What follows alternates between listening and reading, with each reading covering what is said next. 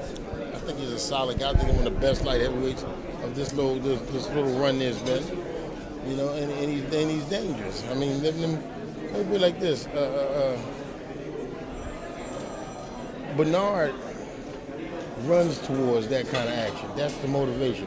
For what all we know, that's one of the reasons he might still be around and being able to be successful, because he challenges himself at that level. So I knew the minute the public started saying Kovalev was the more dangerous guy, I knew that's the guy he was fighting. Lastly, when Bernard when he lost to Chad Dawson and the way he kind of lost that fight, Chad took it pretty convincingly. Did you think maybe it was time to move on? Or did he think it was time to move on? Was there any discussions of that? I'm going to tell you my problem with Chad Dawson fights, Jermaine Taylor fights. I'm going to be dead honest with you. And why I never wanted to fight these guys. I never felt, he says what he says, I never felt like he was truly motivated by them guys. I never felt like he felt the threat from those guys. And I'm going to tell you one of the reasons. I'm one of the reasons because he knew I had these kids in the amateurs, and they ran around with them. He's heard me talk about them from the amateurs. So he looked at them as his kids, like Dynamite and Rockin' on them was like the little kids around him. And I don't think he could ever really get motivated and get up for them dudes. If you ever notice, the guys that are supposed to be the monsters, the big punchers, the big bullies, they wake him up. Yeah. They wake him up. The guy's supposed to be the threat. So it's one of those kind of situations. I never wanted those fights for him. That's why I never even wanted the Roy Jones rematch. I don't handle that part of the business, but I never wanted those fights for him. Thanks. Can I ask you a couple questions? Evan Smith with ProBoxing-Fans.com. You're talking about, some of the technical guys might give Bernard a little bit of trouble.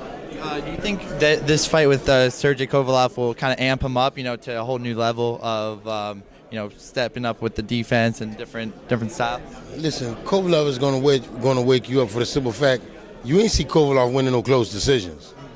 There's one option. There's one way to go with Kovalev. Either you beat him or you hurt. Them the only options he brings to the table. Either you beat this dude or you hurt. You don't see this guy eking out no decisions. You know what I mean?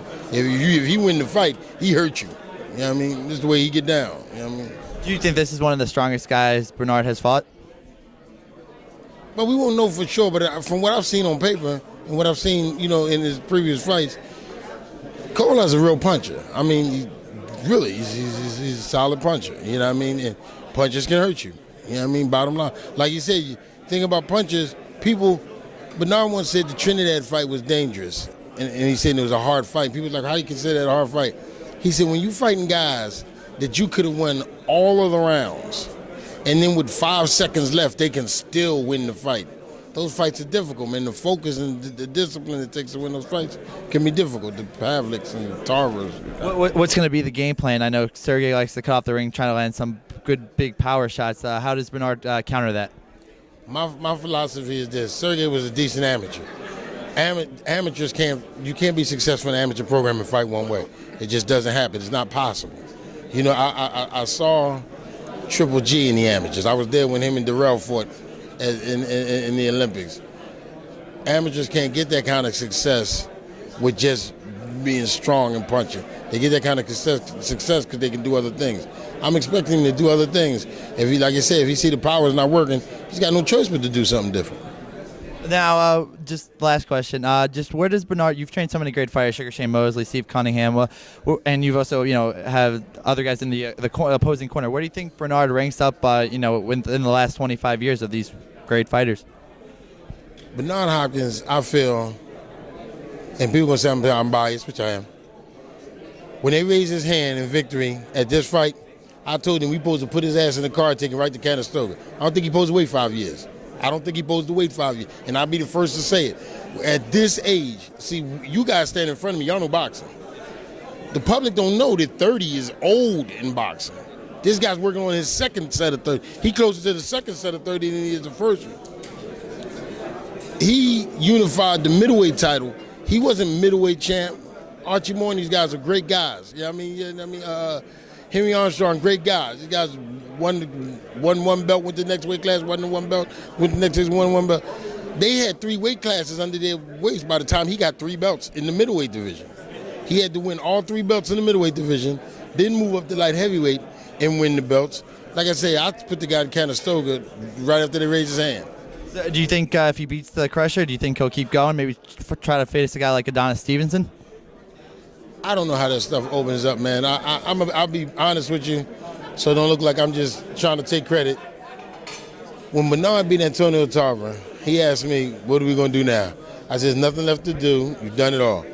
I said, you've done everything in boxing but lose badly. Leave before you've done everything in boxing. He didn't listen to me and had some of his greatest matchups after that, okay? Fine. So we don't know. When he beat Pavlik, I knew he couldn't quit. See, if you can beat them kids, you supposed to be here. See, if Jordan said, I can put 40 up on LeBron and them. Difference is LeBron and them can put 40 up on Jordan too. See, but when you can put 40 up on these kids and they still can't get no more than 12, like Jordan used to do, he supposed to still be playing. You know what I mean?